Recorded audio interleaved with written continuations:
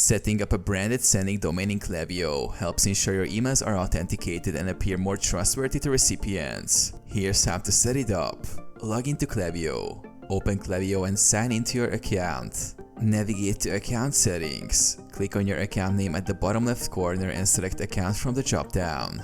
Go to Email Settings. In the Account Settings, click on the Email tab under Settings. Set up Sending Domain. Scroll down to the Sending Domain section and click Add Sending Domain. Enter domain information. Enter the domain name that you want to use for sending emails. Click Add Domain. Verify domain.